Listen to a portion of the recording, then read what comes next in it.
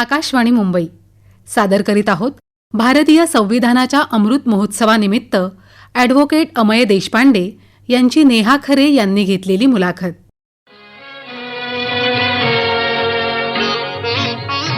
भारतीय नागरिकांना स्वातंत्र्याचा सर्वोच्च अधिकार देणारं भारतीय संविधान हा आपल्यासाठी पवित्र ग्रंथ.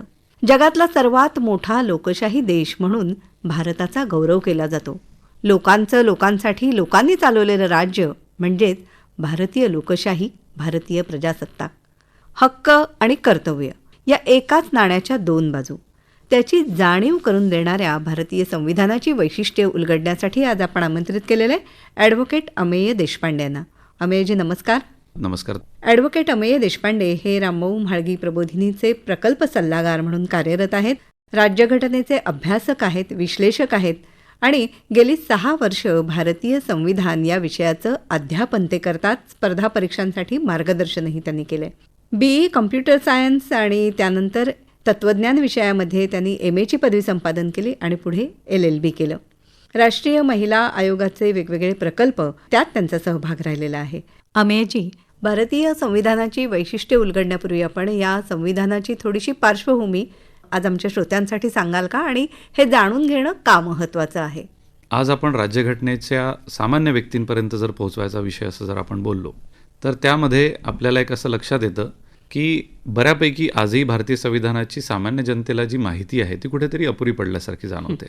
आणि त्यामुळेच बरेच वेळा अशा काही गोष्टी त्या अवतीभोवती तयार होतात ज्याचा कुठे राजकीय आश्रय काही लोकांनी घेतलेला आपल्याला दिसून येतो. इथे मूळ मुद्दा हा आहे की भारतीय संविधान काय आहे तो समजून घेणे. आज त्याचं महत्त्व आपल्या देशात काय आहे, माझ्यासाठी तो काय सांगतो, मी म्हणून ह्या देशाचं संविधान म्हणून तो एक महत्त्वाचा धर्मग्रंथ म्हटल्यासारखाच आहे, तर त्याचं जे महत्त्व आहे ते अधोरेखित करून लोकांपुढे ठेवणं ही काळाची गरज झालेली आहे. कारण अज्ञान जिथं असतं तिथेच कुठेतरी त्याचा गैरवापर होताना आपल्याला दिसतो. बरोबर.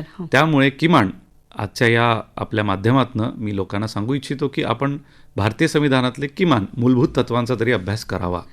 त्यामध्ये प्रत्येका व्यक्तीचे काय अधिकार दिलेले आहे, संविधान सभेमध्ये कुठल्या विषयी काय चर्चा करण्यात आली, ह्या गोष्टीवर आपण भर जर दिला तर आपले बरेचसे छोटे मोठे प्रश्न जे आज मार्गी लागलेले नसताना दिसतात त्याचे उत्तर आपल्याला संविधानात सहजपणे सापडतात.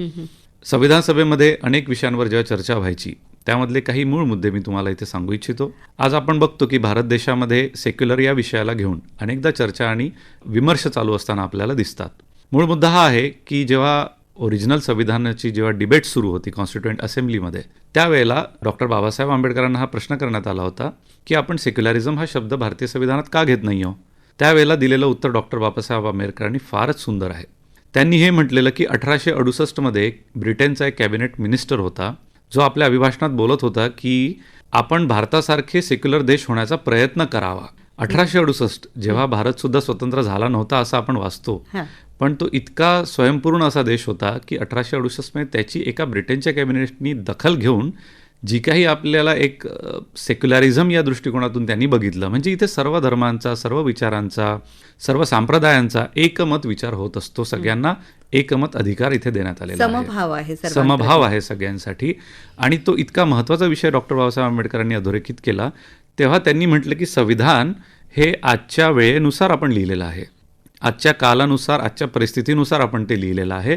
असं होऊ शकतं की कदाचित 50 वर्षांनी हीच परिस्थिती नसेल आणि ती वेगळी असेल आणि त्यावेळेच्या आपल्या नागरिकांची गरजा बघून आपलं संविधान तितकं पूरक असावं. म्हणून भारतीय संविधान हे लवचिक पण आहे जेणेकरून त्यात बदल करता येईल राजसत्तांकडून, आणि ते तितकंच बळकट पण आहे ज्याच्यामध्ये आपल्याला कुठेही पूर्ण संविधान बदलता येईल अशी पण शक्यता कुठे नसते. म्हणजे एकाच वेळेला ते बळकट आहे आणि त्याच वेळेला काही प्रमाणात लवचिक पण आहे. अगदी बरोबर. डॉक्टर बाबासाहेब आंबेडकर राज्यघटनेचे शिल्पकार, तर त्यांनी आणि संविधान सभेतल्या सर्व सदस्यांनी अत्यंत विचारपूर्वक संपूर्ण देशाचा कारभार हा सुव्यवस्थितरित्या चालावा यासाठी राज्यघटनेची आखणी केली. त्यावर पुन्हा पुन्हा अर्थात चर्चा झाल्या आणि त्यानंतर हे लिखित संविधान आहे आपलं. त्याची वैशिष्ट्य म्हणून काय काय सांगता येतील? भारतीय संविधानात मुळात सर्वांना समान अधिकार आहे. असं म्हणतात की the discrimination should not be based on caste, religion, sex, place of birth. म्हणजे कुठल्याही आधारे कुठल्याही पद्धतीचं डिस्क्रिमिनेशन करता कामा नये, भारतीय भेदभाव संविधान नको. भेदभाव नको. इतकंच नव्हे तर अगदी राष्ट्रपतींचे अधिकार, राज्यपालांचे अधिकार आणि ते कुठे फक्त त्यांच्या दृष्टीने एक महत्त्वाचं पद म्हणून वेगळे असतात एवढं सुद्धा त्यात अधोरेखित केलेलं आहे. भारतीय संविधान हे जेंडर न्यूट्रल म्हटलं जातं. का तर कुठेही पूर्ण संविधानामध्ये शी हा शब्द वापरलेला नाही आहे, म्हणजे महिलांना उद्देशून. याचाच अर्थ it's a gender neutral constitution असंही म्हटलं जातं. त्यावेळेला एक राजकुमारी कौर या होत्या, अमृता कौर हे त्यांचं नाव, त्या संविधान सभेमध्ये एक महत्त्वाची भूमिका निभावत होत्या. त्यांनी स्वतःहून हे पहिला मुद्दा मांडलेला आहे की मी आजपासनं राजकुमारी हे जे एक पदवी असते ही न वापरता मी फक्त अमृता कौर या नावाने आपल्या सगळ्यांशी संबोधन करेल. ह्याचाच अर्थ काय होतो की डिस्क्रिमिनेशन हे कुठल्याही आधारावर संविधानात होणार नाही, हे त्याचं एक महत्त्वाचं वैशिष्ट्य. जेव्हा आपण लोकशाही आणि भारतीय संविधानातील संसदीय कार्यपद्धती बघतो, या दोघांचाही एकत्रित विचार केला असता कधी कधी प्रश्न निर्माण होतात की मग आपल्या न्यायव्यवस्थेबद्दल आपलं काय मत आहे, की न्यायव्यवस्थेला संविधानाच्या वैशिष्ट्यांमध्ये काय स्थान दिलेलं आहे. तर त्यात स्पष्ट असं लिहिलं आहे की इट्स अ ज्युडिशियल सुप्रिमेसी. म्हणजे काय, संविधानात उद्या कुठलीही अडचण आली इंटरप्रिटेशनची, उद्या संविधान वाचत असताना किंवा त्याचं इंटरप्रिटेशन करत असताना, अर्थ लावत असताना जर अडचण येत असेल तर who is the custodian? The custodian is a judiciary. हे आर्टिकल 32 मध्ये सुद्धा अधोरेखित केलेलं आहे. आता हा मुद्दा केव्हा महत्त्वाचा होतो, जेव्हा एखादी न्यायव्यवस्थेतून आलेला निर्णय आणि तो जर संसदेपुढे किंवा जे कोणी शासक आहे त्यांच्यापुढे जर मांडण्यात आला की हे आपण जे करतोय ते योग्य नाही आहे, तर या दोघांमध्येही कोणाचं महत्त्व जास्त असेल असा जर आपण अभ्यास केला तर आपल्याला एक लक्षात येतं की संसदीय कार्यपद्धती ही सर्वोच्च मानण्यात आलेली आहे. आणि त्याच आधारे राजकीय जे कोणी तिथे कार्यरत आहेत ॲज अ गव्हर्नमेंट, त्यांना अधोरेखित होतो त्यांचा महत्त्वाचा अधिकार की त्यांनी 5 वर्ष इंडिपेंडंटली कुणाच्याही इंटरफेरन्स न होता आपलं काम अबाधितपणे केलं पाहिजे. भारतीय संविधानाच्या वैशिष्ट्यांमध्ये जेव्हा आपण हा विषय चर्चा करत होतो की न्यायालयीन व्यवस्था सगळ्यात उच्च की संसदीय कार्यप्रणाली, कारण हा विषय CAAचा जो कायदा झाला, सिटिझनशिप अमेंडमेंट ॲक्ट, त्या दरम्यान आलेला की समजा काही जर निर्णय आले तर ह्यांमध्ये कुणाला काय अधिकार संविधानाने दिलेले आहे. त्यामुळे भारतीय राजकारण हे लोकशाही आधारित ठेवण्यासाठी भारतीय संविधानाने संसदीय कार्यपद्धतीला कुठेतरी एक अधिक महत्त्व दिलेलं दिसतं आपल्याला. भारतीय संविधानामध्ये एक directive principle of state rights, ज्याला आपण मार्गदर्शक तत्वे असं पण म्हणतो. आता हे तत्वे कोणासाठी आहे आणि ते पण मार्गदर्शक, तर ते आहे आपल्या राज्यकर्त्यांसाठी, जेणेकरून कुठले विषय त्यांनी बघावे आणि त्यांच्या पॉलिसीजमध्ये यावे आणि ज्याला बघून त्यांनी आपापल्या धोरणांचं प्लॅनिंग करावं. हे जर आपल्याला कुठे बघायला मिळत असेल तर ते आहे डायरेक्टिव्ह प्रिन्सिपल्स, ज्याला मार्गदर्शक तत्वे असं म्हणतो. भारतीय संविधानामध्ये 42व्या घटनादुरुस्तीद्वारे 1976ला मूलभूत कर्तव्य हे पण ॲड करण्यात आलेले आहे. म्हणजे ते अमेंडमेंट संविधानात बदल करून ते फार महत्त्वाचे आहेत, कारण आपण जेव्हा एका अर्थी आपले हक्कबद्दल बोलतो आणि ते बजावण्यासाठी आपण गृहीत धरतो अनेक कार्यकर्त्यांना, अनेक राजकीय आणि प्रशासकीय अधिकाऱ्यांना, त्यामध्ये महत्त्वाचं हे पण आहे की भारताचा नागरिक म्हणून आपली काय जबाबदारी आहे. तर जेव्हा जबाबदारीची गोष्ट येते पुढे, त्यावेळेला आपण किती ॲक्टिव्हिस्ट असतो हे सुद्धा आजच्या घडीला महत्त्वाचं असतं, कारण त्यातनंच बरेच विषय पुढे मार्गी लागणार ॲज अ सिटिझनशिप म्हणून आणि सिव्हिलायझेशन म्हणून पण भारतीय परंपरा एक अशा पद्धतीची आहे की आपलं जेनेटिकच कॉम्बिनेशन काही असं आहे की आपण जे काही नवीन बदल होत गेलेले आहे ते आत्मसात करत करत पुढे चाललेलो आहोत. इतकंच नव्हे तर आणीबाणीसारखी जी पण दुर्दैवी घटना आपल्या देशात घडली ती सुद्धा आपण पचवत पुढे निघून लोकशाहीला न कुठेही धक्का लागू देता त्याला अबाधित ठेवता आपण पुढे गेलेलो आपल्याला दिसून येतं. त्यामुळे भारतीय संविधानामध्ये एक अजून जो एक सायंटिफिक टेम्परामेंट ज्याला म्हणतात, वैज्ञानिक दृष्टिकोन, ह्याबद्दलही खूप महत्त्वाचा एक मुद्दा दिलेला आहे की आपल्याला प्रत्येकाला अधिकार आहे की आपल्याला वैज्ञानिक दृष्टिकोनातून गोष्टी समजून घेऊन त्याला कार्यरत राहणे. इथे फार महत्त्वाचा विषय जो येतो तो आहे सुपरस्टिशनसारख्या गोष्टींना बळी न जाणे, तशा गोष्टींमधून स्वतःला वाचवणे, समाजाला वाचवणे, तसे कायदे करणे. हे आपण बरेचदा आपण संविधानाच्याच स्त्रोतामध्ये इट इज अ मोटिवेशन असं म्हणते राज्यकर्त्यांसाठी. अंधश्रद्धा निर्मूलन करणं हाही त्याचाच एक भाग आहे. पण त्यासोबत त्याची दुसरी बाजू पण तेवढीच महत्त्वाची आहे, प्रॅक्टिसिंग आपलं रिलिजियस कन्सायन्स, ज्याला आपण सतत विवेकबुद्धीने धर्माचं पालन करणं म्हणतो, की मला काय समजलेलं आहे डॉक्टर बाबासाहेब आंबेडकरांचे या ठिकाणी फार स्पष्ट म्हणणं आहे की जोपर्यंत एखाद्या धर्माबद्दल माझा अभ्यास आहे आणि मला ते पटतं ॲट द लेवल ऑफ माय कन्सायन्स, तर मी तो धर्म स्वीकारणे हे योग्य आहे. म्हणून आर्टिकल 25 हे स्पष्टपणे लिहिलेलं आहे की फोर्सफुली धर्म बदलणे हे सुद्धा चुकीचं मांडण्यात आलेलं आहे. बळजबरी करू नये. बळजबरी करू नये, कुठल्याही प्रलोभना माध्यमातून धर्म बदलाचे प्रयत्न होऊ नये, हे पण भारतीय संविधानात अधोरेखित केलं आहे. प्रत्येकाने आपलं धर्मपालन करता येईल प्रत्येकाला. अगदी. आणि त्याच्यासाठी तेवढी सूट त्यांना दिली आणि तोच राज्यघटनेतला अधिकार म्हणून आपण मूलभूत तत्वांमध्ये बघतो. मूलभूत तत्वांमधले जे आर्टिकल्स आहेत ते आर्टिकल 12 ते 35 असे आहेत. त्याच्यामधले महत्त्वाचे म्हणजे हे 25 ते 28 जे आपल्याला आपल्या धर्माविषयी अधिकार म्हणून अधोरेखित करतात. ज्याविषयी आपण आर्टिकल 21 ची गोष्ट करतो, हा सगळ्यात महत्त्वाचा असा आर्टिकल मानला जातो, कारण ह्याचं साधारणपणे स्पष्टीकरण एवढंच आहे, राईट टू लाईफ, जगण्याचा अधिकार. मग ज्यामध्ये पाणी पिण्याचा अधिकार, राहायला घर मिळालं पाहिजे, इथून तर अगदी श्वास शुद्ध घेण्याचा अधिकार सुद्धा राईट टू लाईफच्या अंडर येतो.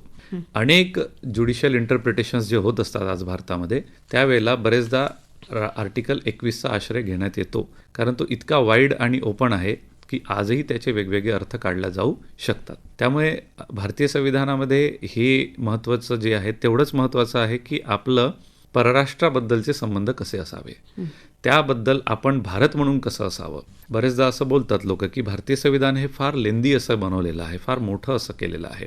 ज्यावेळेला ते अधोरेखित करून पास करण्यात आलं त्या 26 नोव्हेंबरला असं म्हणतात की 395 articles, 7 schedules, number of descriptive practices, हे बरंच काही लांबलचक असं आहे. पण जेव्हा आपण इतर देशांशी त्याची तुलना करतो तर ब्रिटनचं संविधान आपण बघितलं तर ते आजही अनरिटन आहे, अलिखित आहे, ज्याच्यामध्ये बदल करणे फार सोपं आहे.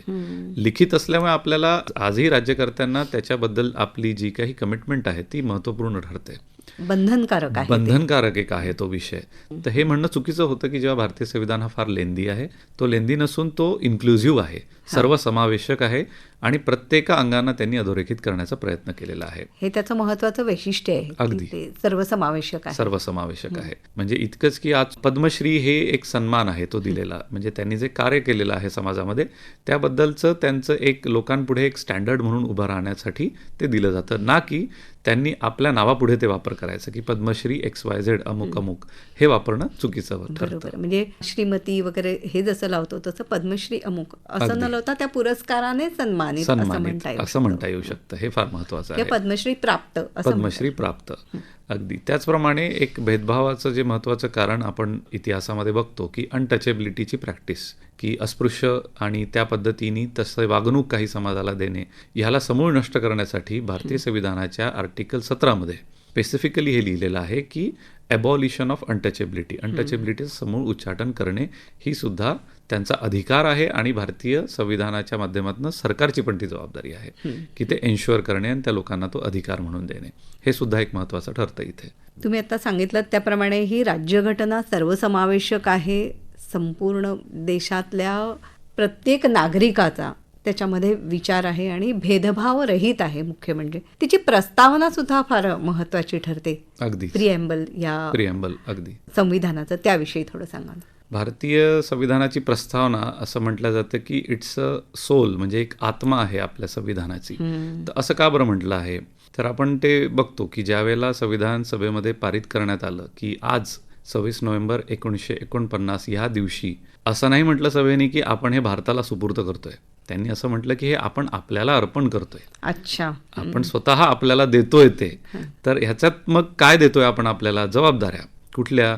तर फ्रीडम, इक्वॅलिटी, आपण हे जे शब्द वापरले आहेत, लिबर्टी, त्यानंतर फ्रॅटर्निटी, स्वातंत्र्य, समता, बंधुता, म्हणजे याच्यातच लोकशाहीचे तत्व आहेत, याच्यातच प्रजासत्ताकचे तत्व आहेत, याच्यामध्येच घटनेच्या बदलनंतर जे 2 वर्ड टाकण्यात आले, एक सेक्युलरिझम आणि सोशलिझम, समाजवाद आणि धर्मनिरपेक्षवाद, हे 2 शब्द जे 42 घटनादुरुस्तीने 1976च्या त्यात ॲड करण्यात आलेले आहे. आता ह्या सगळ्यांचं जे एक महत्त्व आहे ते कुठेतरी असं आहे की भारत हा ह्या दृष्टीने वाटचाल करत जावा. म्हणजे लिबर्टी तर काय, मग सगळ्यांना तो अधिकार आहे की आपण आपल्या या देशाच्या एकंदरीत पब्लिक ऑर्डरला सांभाळून आपल्याला माझा विकास जर करायचा असेल तर तेवढी संधी मिळावी. आज आपण बघतो की अनेक परीक्षांच्या माध्यमातून गोरगरीबसुद्धा एखादा व्यक्ती किंवा मुलगा मुलगी हे अभ्यासाच्या माध्यमातून विशिष्ट स्तरावर जाऊन अधिकारी बनतात. बरोबर. ही जी संधी आहे ही कोण दिली आहे त्यांना, तर भारतीय संविधानाने दिली आहे. सर्वांना समान संधी. सर्वांना समान संधी. कारण आज आपण इतिहासातले उदाहरणं बघू शकतो की ब्रिटिशांच्या काळी इंडियन सिव्हिल सर्व्हिस एक्झामिनेशन जर मला द्यायची असेल तर ती ब्रिटनला जाऊन द्यायला लागायची. लॅटिन भाषा कंपल्सरी असायचं, वयाची अट असायची, ती पण अगदी 23, मग नंतर 19, 20 असं पण करण्यात आलं. तर ह्यामुळे बरेच लोकांना ती देता नाही आली, भली त्यांच्याकडे बौद्धिक ज्ञान असेल त्यावेळेचं. पण आज आपल्या स्वतंत्र भारतामध्ये जो कोणी व्यक्ती ग्रॅज्युएट होतो त्याला युनियन पब्लिक सर्व्हिस कमिशन सारखी एक फार मोठी एक्झाम, जी वर्ल्ड्स टफेस्ट एक्झाम म्हणल्या जाते, ती देता येते आणि तिथनं थेट ते अधिकारी बनतात. हा आहे त्या फ्रीडमचा सदुपयोग जो भारतीय संविधानाने आपल्याला दिलेला आहे. शिक्षणाची, स्वतःच्या विकासाची संधी, त्यातून समाजाचा आणि पर्यायाने देशाचा विकास. अगदी महत्त्वाचं ते फार याच्यात अधोरेखित आपण करू शकतो. भारतीय संविधानामध्ये इतकंच नव्हे तर पर्यावरणाची पण एक विशेष तरतूद केलेली आहे, ज्यामध्ये म्हटलेलं आहे की आपण फक्त पर्यावरण म्हणजे झाड आणि ह्याचंच वन्य जीवनाचा सुद्धा याच्यामध्ये एक महत्त्वाचा पर्याय आहे की आपण त्यांच्या जीवनाधारित, त्यांना त्रास होणार नाही, त्यांची जी इकोसिस्टीम असते त्याला डिस्टर्ब न करता आपण डेव्हलपमेंट करावं. आज आपल्याला दिसतं की शासन स्तरावर बरेच निर्णय घेत असताना एखादा टायगर कॉरिडॉर असेल तर त्याबद्दलचं नियोजन कसं करावं. तर आपल्याला इथे पण नवीन टेक्नॉलॉजीचा आधार घेतलेला दिसून येतो की जंगलामधनं सुद्धा एक हायवे असा कन्स्ट्रक्ट करण्यात आला आहे जो झाडांच्या हाईटच्या वरती जातो, जेणेकरून एक ट्रेसपास ज्याला म्हणतात की वन्यजीवांना अडचण येणार नाही इकडून तिकडे मुवमेंट करताना, त्यांची रहदारी व्यवस्थित चालावी. ह्या सगळ्या गोष्टींची पण काळजी शासन घेऊ शकतं. पण ह्याचं जे एक मोटिवेशन आहे ते भारतीय संविधानाने आपल्याला दिलेलं आहे असं दिसतं आपल्याला. राज्यघटनेने भारतीय नागरिकांना दिलेले मूलभूत हक्क, त्याच्यामध्ये अर्थातच बोलण्याचा, फिरण्याचा, व्यक्ती स्वातंत्र्य, जे आज खूप मोठं मानलं जात आहे, तर त्याविषयी थोडं सांगा. आर्टिकल 12 सुरुवात होते. 12 स्टेटची डेफिनेशन म्हणतात त्याला, की राज्य म्हणजे काय. कारण बरेचदा असा विषय येतो की एखाद्या विषयी मला अडचण असेल किंवा माझी तक्रार नोंदवायची असेल तर मी कोणाला अकाउंटेबल धरू शकतो त्याविषयी. तर त्यासाठी जबाबदारी कोणाची असेल तर आर्टिकल 12 हे नमूद केलेलं आहे. आर्टिकल 13 फार महत्त्वाचा आहे, कारण जेव्हा आपण एखादा संविधानातली तरतूद ह्याबद्दल, जर संसदेचं मत महत्त्वाचं की न्यायव्यवस्थेचं महत्त्वाचं, ह्याबद्दल जेव्हा आपण चर्चा करतो किंवा याची डिबेट आपल्याला समाज माध्यमातून दिसून येते, त्यावेळेला न्यायव्यवस्थेकडे हा अधिकार देण्यात आलेला आहे की त्यांनी ज्युडिशियल रिव्ह्यू करता येईल. म्हणजे जर संसदेने एखादं बिल पारित केलं, ते योग्य आहे, संविधानाच्या अखत्यारीत आहे की नाही, की त्याच्या कुठल्या प्रोव्हिजन्सच्या अगेन्स्ट बोलतं आहे असं दिसत असेल तर लगेच न्यायालय त्याची दखल घेत असतो. हे आर्टिकल 13 येतं. ज्याची खूप महत्त्वाची केस स्टडी जी लिगल डोमेनमध्ये पण बोलल्या जाते ती आहे केशवानंद भारती केस 1973ची, ज्यात हे सांगण्यात आलं की संविधान बदलण्याचा अधिकार तर नक्कीच संविधानानेच दिलेला आहे 368 कलमाअंतर्गत, पण त्याच्यातलं जे बेसिक स्ट्रक्चर आहे, त्याचा जो मूळ गाभा आहे, ज्याला पवित्र मानलं जातं, तो न बदलता इतर गोष्टींची तुम्ही बदल करणं अपेक्षित आहे आणि ते करता येणं सुद्धा योग्य आहे. म्हणजे त्याच्यामध्ये सुधारणा करता येतील, पण त्याच्या मूळ ढाच्याला धक्का लावणं कोणालाही शक्य नाही. अगदी बरोबर. त्याच्या मूळ ढाच्याला आपण धक्का लावता कामा नये, हे आर्टिकल 13 बोलतं. आर्टिकल 14 आपण बघतो की सगळ्यांची कायद्यापुढील समानता आणि कायदा सगळ्यांसाठी समान, ह्या 2 बाबी आहेत. काही अधिकार अगदी राष्ट्रपतींपर्यंत सुद्धा लागू असतात, काही सामान्य व्यक्तींना सुद्धा प्रोटेक्ट करतात. तर हे जे डिफरन्सिएशन आहे कायद्याचं, हे आर्टिकल 14 दिलेलं आहे. त्यामुळेच आपण प्रोटोकॉल, कुठेतरी प्रिव्हिलेजेस असे आपण जे शब्द वाचतो, हे संविधानातल्या आर्टिकल 14 निघतात. आर्टिकल 15 जो आहे तो डिस्क्रिमिनेशनबद्दल आपल्याला समजवतो की जसं आपण मगाशी बोललो की कुठल्याही 5 तत्वांच्या आधारे डिस्क्रिमिनेशन करता येत नाही. पण 6वा जर मुद्दा कोणी आणला तर त्या आधारे डिस्क्रिमिनेशन, मग भेदभाव करता येतो का, अशाविषयी पण काही केसेस झालेले आहे इतिहासामध्ये. आणि तिथूनच रिझर्वेशनचा मुद्दा उपस्थित झालेला आहे की कुठल्या आधारे आपल्याला रिझर्वेशन देता येऊ शकतं. आणि तिथे जेव्हा न्यायालयाने अभ्यास केला, खास करून कोठारी कमिशनचा जो काही आढावा घेऊन ओबीसी हा जो विषय आलेला आहे आणि त्यांना रिझर्वेशनची तरतूद जो आला आहे 2006 त्यावेळेला हा विषय फार महत्त्वपूर्ण आहे की त्यांची जी काही बॅकवर्डनेस आहे, त्याचं जे काही लिखाण, त्याचे रिपोर्टिंग, त्याचा एक रिसर्च, हा कुठेतरी नोंद करून मग रिझर्वेशनची तरतूद मान्य करण्यात आलेली आहे. कारण काही लोक हे म्हणू शकतात की डिस्क्रिमिनेशन नाही तर मग रिझर्वेशन का. तर रिझर्वेशन हे 5 मुद्द्यांच्या पलीकडचा एक महत्त्वाचा मुद्दा आहे आणि त्या बॅकवर्डनेसच्या आधारावर मग कुठेतरी काही जे पिछाडलेले आहेत त्यांना पुढे आणण्यासाठी दिलेली शासनातर्फे संधी आहे. म्हणजे एका परीने सर्वांना समान संधी देण्यासाठीच आरक्षणाची आवश्यकता आहे. राज्यघटनेमध्ये तरतूद नमूद केलेली केलेली आहे. आहे. अगदी. त्यानंतर आपण जर बघू पुढे, जसं आपण आर्टिकल 16 बोललो, 16मध्ये जे महिलांना आज आपण विशेष अधिकार मिळताना दिसतात वर्कफोर्समध्ये, ए आणि बी म्हणजे एक पुरुष आहे आणि एक स्त्री आहे आणि दोघांनाही एकाच पोझिशनवर इक्वल पे इक्वल सॅलरी जर मिळणं अपेक्षित आहे, तर असे काही उदाहरणं इतिहासात दिसतात की फक्त त्या महिला असल्यामुळे त्यांना ते अधिकार देण्यात नव्हते आले. आता हे काही युरोपमधले उदाहरणं आहे, काही अमेरिकेतले उदाहरणं आहे. तर भारतीय राज्यघटनेने ह्याची नोंद घेत ही तरतूद दिली की equal pay for equal work असं त्याला म्हणतात. तो आर्टिकल 16 अधोरेखित करतो. आर्टिकल 19 जो तुम्ही बोललात तो फार महत्त्वाचा विषय आहे, freedom of speech and expression. आज आपण दोघे इथे चर्चा करतोय, हा एक freedom of speech and expression संविधानामुळे मिळालेला आहे. विचार स्वातंत्र्य आणि त्याच्यामुळेच त्याचे सगळ्या पद्धतीचे वेगवेगळे पैलू सुद्धा अधोरेखित केलेले आहे. जसं ड्रामा, स्ट्रीट प्ले, आर्टिकल्स लिहिणे, पिक्चर काढणे, हे नाटक बसवणे, एकांकिका बसवणे, हे सगळे आर्टिकल 19च्या अंडर येतात असं म्हणतो. म्हणजे अगदी पत्रकारिता सुद्धा आर्टिकल 19चाच आधार कुठेतरी घेताना आपल्याला दिसते. कारण फ्रीडम ऑफ स्पीच एक शब्द झाला जे आपण बोलतो. एक्सप्रेशन हा फार मोठा एक भाग आहे संविधानाचा. अभिव्यक्ती, कारण तुम्ही बऱ्याच पद्धतीने स्वतःला व्यक्त करू शकता. तर कुठल्या कुठल्या मार्गाने, तर ते सगळं संविधानामध्ये दिलेलं आहे. म्हणून कार्टूनिस्ट सुद्धा याच्यामध्ये येतात, आर्टिस्ट लोक पण बऱ्यापैकी जे आपल्या वेगवेगळ्या कलांचं सादरीकरण करत असतात, तो सगळा आर्टिकल 19चा विषय असतो. आर्टिकल 20, आर्टिकल 21 जसं आपण राईट टू लाईफ, आपला जगण्याचा अधिकार म्हटलं, तर आर्टिकल 20 आणि 22 साधारणतः सोबत जातात असं म्हणतो. तो जेव्हा एखाद्या व्यक्तीला अरेस्ट होते किंवा त्या संदर्भातले, मग तो एक व्यक्तीच आहे भारतातला नागरिक म्हणून, पण मग त्या ज्युडिशियल प्रोसेसेसमध्ये किंवा पोलीस डिपार्टमेंटच्या काही प्रोसेसेसमध्ये त्यांच्यावर सुद्धा काही बंधने घातली आहे, कारण त्या व्यक्तीला जगण्याचा अधिकार आहे. आर्टिकल 23 फार महत्त्वाचा आहे, कारण तो लहान मुलांच्या जीवनासंदर्भात आहे. कारण एक्सप्लॉयटेशन ऑफ अ चाइल्ड म्हणजे लहान मुलांना चाइल्ड लेबरच्या माध्यमातून आज काम करवलं जातं. बरेच इन्स्टिट्यूशन्स, बरेच हॉटेल्स आपण इथे बघतो. तर त्याच्यामुळेच आज अनेक समाजसेवी संस्था, शासन ह्या स्तरावर काम करते की मुलांना त्यांचं जे शिक्षण अपेक्षित आहे ते त्यांना मिळावं त्या वयामध्ये. हे अधोरेखित करणारा जो आर्टिकल आहे तो 23 आहे. म्हणजे त्यांचं शोषण, पिळवणूक कुठच्याही प्रकारे होता कामा नये आणि त्याची दखल घेतली आहे भारतीय संविधानाने. आणि त्याची जबाबदारी ही मोठ्यांची आहे अगदी. म्हणून तो सोबत वाचला जातो आर्टिकल 51 सोबत. आर्टिकल 51 म्हणजे फंडामेंटल ड्युटी. तर ती ड्युटी कोणाची, कर्तव्य कोणाचं, तर ते पॅरेंट्सचं, गार्डियन्सचं ही जबाबदारी आहे की त्या मुलांपर्यंत ते शिक्षण त्यांनी दिलं पाहिजे. पण ते कर्तव्य आहे आणि अजूनही त्याला काही बंधनं नसल्यामुळे त्याच्यावर अजूनही काम सुरू आहे असं म्हणता येईल. पण तो अधिकार त्यांना देण्यासाठी शासन, काही संस्था फार चांगलं काम आपल्या देशात करताना आपल्याला दिसतं. त्यानंतर येतो आर्टिकल 24, ज्याच्यामध्ये आपण महिलांविषयी ह्युमन ट्रॅफिकिंगबद्दल स्पेसिफिकली सांगितलं आहे की त्याचं कुठलंही एक्सप्लॉयटेशन, आता भारतात म्हणजे महाराष्ट्रामध्ये एक दासी प्रथा जी होती मंदिरांमधले, त्याबद्दलचा एक कायदा जो शासनाने पास केलेला आहे, त्याचा आधार म्हणजे आर्टिकल 24 आहे. आणि त्यानंतरचे जे 25 ते 28 आपण मगाशी जसं बोललो, ते आहेत आपले धर्माच्या आधारित काही आपले अधिकार. मग धर्म म्हटलं की न्यास येतं, ट्रस्ट येते आणि त्यांच्याशी निगडीत काही अधिकार, कारण प्रत्येकाला आपला आपला धर्म प्रपोगेट म्हणजे करण्याचा अधिकार संविधानात स्वतः देत असतो.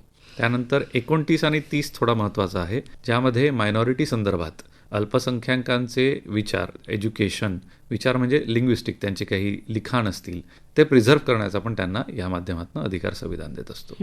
अत्यंत सखोल अभ्यास करून भारताचं संविधान तयार झालेलं आहे. जगामध्ये आदर्श मानलं जावं अशा प्रकारचं संविधान आहे आपलं.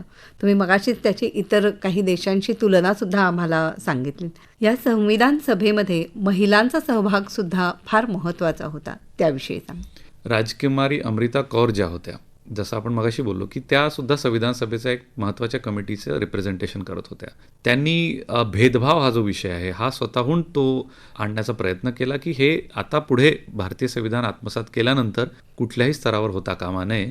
भारतीय संविधानामध्ये महिलांविषयी जे काही आज मॅटर्निटी बेनिफिट्सचे अधिकार आपण बघतो, हे मार्गदर्शक तत्वांच्या आधारे, तर ह्याला मूलभूत हक्कामध्ये का नाही दिलं, तर जेव्हा भारत स्वतंत्र झाला त्यावेळची आपली आर्थिक परिस्थिती, त्यावेळेला देशाचं जिओग्राफी, सामाजिक स्थिती या सगळ्यांचा आढावा घेत हे बंधनकारक करणं कठीण होतं.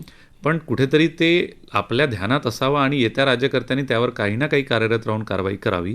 आपल्याला जे दिसून येतं की महिलांना जो आज मॅटर्निटी बेनिफिट मिळालेला आहे, मातृत्वाची रजा म्हणतो की तर ती सगळी आपल्याला संविधानातूनच राज्य शासनाने आत्मसात करताना दिसलेली आहे. याच्यामध्ये आपल्याला अजून एक महिलांविषयी विशिष्ट गोष्ट मांडता येईल ती अशी आहे की महिलांना जे समानता होती जी आपल्या सामाजिक जीवनामध्ये बघतो आपण की एखाद्या, आज याच्यावरही बरीच चर्चा चालू आहे की आई जे घरात काम करत असते, गृहिणीच्या कामाचं मूल्यमापन कोण करतंय, ती जितका वेळ आपल्या घरासाठी देतं त्याचं काय व्हॅल्युएशन आहे. कारण आपण बाहेर बघतो की 1 तासाचे मी इतके पैसे घेतो जेव्हा आपण ऐकतो, तर मग आईनी काय सांगावं. तर अशा पद्धतीचं जे एक महत्त्वाचे अधिकार, यावर बरीच चर्चा आधीही सुरू आहे. भारतीय संविधानाने याचाही विषय अभ्यासला आहे, आपल्याला दिसून येतो. लिंगभेद रहित अशी ही भारतीय राज्यघटना आहे आणि ती बनवताना त्याच्यामध्ये ज्या महिला सहभागी झाल्या होत्या त्यांचं योगदान फार मोलाचं राहिलेलं आहे. अगदीच. त्याविषयी थोडं. संविधान सभेमध्ये ज्या महिलांचा सहभाग होता, जसं आपण मगाशी बोललो की राजकुमारी अमृता कौर ह्या त्याचा एक महत्त्वाचा अंग मानल्या जातात, त्याचप्रमाणे विजयलक्ष्मी पंडित सुद्धा एक त्याच्या महत्त्वाच्या सदस्य म्हणून त्यांनी आपलं रोल बजावलेलं दिसतं. त्या पहिल्या कॅबिनेट मिनिस्टर होत्या ब्रिटिश एरामधल्या. अच्छा.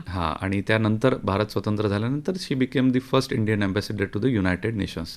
संयुक्त राष्ट्रात सुद्धा त्यांनी आपलं भारताचं प्रतिनिधित्व केलेलं आपल्याला दिसून येतं, राजदूत म्हणून. त्यानंतरचं एक महत्त्वाचं नाव येतं सुचेता कृपलानी यांचं. सुचेता कृपलानी ही ती व्यक्ती ज्यांनी संविधान सभेमध्ये पहिल्यांदा वंदे मातरम हे गीत गायलेलं आहे. त्यांनी सुद्धा संविधान सभेमधल्या काही डिबेट्समध्ये महत्त्वाचा रोल परफॉर्म करताना आपल्याला दिसून येतो. त्यानंतर Sarojini Naidu, she is a nightingale of India असं एक किताबाने ज्यांना नवाजलं जातं, त्यांनी सुद्धा संविधान सभेच्या कॉन्स्टिट्युएंट असेंब्लीमध्ये पार्ट केलेलं आपल्याला दिसतं. रेणुका रे, त्यानंतर पूर्णिमा बॅनर्जी, मालती चौधरी, लीला रॉय, कमला चौधरी, हंसा मेहता, दुर्गाबाई देशमुख, बेगम एजाज रसूल, दक्षायणी वेल्याधून आणि ॲनी मॅसाकरेन, अम्मू स्वामीनाथन. आपल्या संविधान सभेतील जुनं जे कॉन्स्टिट्युएंट असेंब्ली आजही आहे तिथे आपल्याला ह्या सगळ्यांचा फोटो दिसून येतो. ह्या सगळ्यांनी प्रत्येका समितीद्वारे, कारण वेगवेगळ्या 11 समित्या होत्या, मेजर आणि काही मायनर, अशा 2 पद्धतीच्या समित्यांमधून, कारण हे खूप मॅमथ टास्क असं म्हटलं जातं, तर एकत्रितपणे याला बघितलं तर 2 वर्ष 11 महिने आणि 18 दिवस इतका वेळ साधारणपणे याला लागला आहे. आणि हे 2 भागात इम्प्लिमेंट झालेलं आहे. असं म्हणतो की 26 नोव्हेंबर 1949ला त्याच्यातल्या काही तरतूद लागू झाल्या आणि 26 जानेवारी 1950ला उरलेले जे काही तरतुदी संविधानातल्या होत्या त्या सर्व लागू झालेल्या आहेत. म्हणजे संपूर्ण राज्यघटना अस्तित्वात आली, स्वीकारली गेली. अगदी. म्हणजे त्यातले काही तरतूद होते, काही अंशी अजून वेगवेगळ्या पद्धतीने त्याला मॉडिफिकेशन्सची आवश्यकता होती, तर त्याचा काळ साधारणपणे 26 जानेवारीपर्यंत तो पूर्ण करून मग तो लागू करण्यात आला संपूर्ण देशात. अमेय सर, तुम्ही कॉलेजमध्ये हा विषय शिकवता, तर तरुणांचा राज्यघटनेकडे पाहण्याचा दृष्टिकोन आणि त्यांचे विचार याविषयी थोडं सांगा ना. हा फार महत्त्वाचा विषय आहे. देशात आपला तरुण देश असं म्हटलं जातो संपूर्ण जगात. आजकाल काय झालं आहे, समाज माध्यमांमुळे मुलांपुढे बऱ्याच गोष्टी ऑप्शन्स म्हणून उभे आहेत वाचायसाठी. व्हिडिओजच्या माध्यमातून, पॉडकास्ट जे आपण त्याला म्हणतो, रील्सच्या माध्यमातून ते छोट्या कुठून ना कुठून माहिती गोळा करत असतात. यूट्यूब चॅनल्स आहेत जे डिस्क्रिप्टिव्ह गोष्टी देत असतात यांना. त्यामुळे असं नाही आहे की आजच्या युवा पिढीला काही माहिती नाही आहे. उलट 4 गोष्टी त्यांना चांगल्या जास्त माहिती आहेत. पण त्यातला त्यात महत्त्वाचा विषय हा आहे की त्यांना योग्य आणि अयोग्य ह्यातलं जे एक तुलना आहे, निवड करणं फार कठीण जात असतं ना, हे दिसून येतं. जेव्हा आम्ही कॉलेजेसमध्ये शिकवतो हे विषय, याबद्दल आमचं एक ऑब्झर्वेशन असं आहे की बऱ्यापैकी मुलं समोरून विचारतात की सर आम्ही हे पण बघितलं आणि हे पण बघितलंय, तर आपण त्यांना योग्य काय हे समजवू शकतो. पण जसं भारतीय संविधान हा विषय आहे म्हणून बोलतोय आपण की काही पुस्तकं आहेत जे आपण थेट वापरून आपली शहानिशा करू शकतो की योग्य आणि अयोग्य काय, तरतूद काय दिलेली आहे, खात्री करू शकतो. एक डी डी बसू हे एक पुस्तक आहे. त्यानंतर लक्ष्मीकांतचं एक पुस्तक आहे. ह्यामध्ये अगदी विस्तृतपणे भारतीय संविधान, त्याच्याशी निगडीत कायदे, त्याच्याशी निगडीत ज्या केस स्टडीज न्यायालय व्यवस्थेत झालेल्या आहे, या सगळ्यांची तरतूद दिलेली आहे. तर मुलांनी नक्की ते वाचावं. त्यातनं त्यांचे प्रश्न 100% सुटतील याची मी खात्री देतो इथे. आणि मुलांना उत्सुकता आहे जाणून घेण्याची. अगदी त्यांना माहिती आहे कुठेतरी हे माझ्या आयुष्याशी निगडीत आहे. हां. मुलांमध्ये एक आपल्याला दिसून येते की त्यावर जितकी चर्चा राजकीय पातळीवर आणि राष्ट्रीय पातळीवर दिसून येते, त्यात त्यांना असं वाटतं कुठेतरी की मला पण संविधान आता माहीत करणे आवश्यक आहे.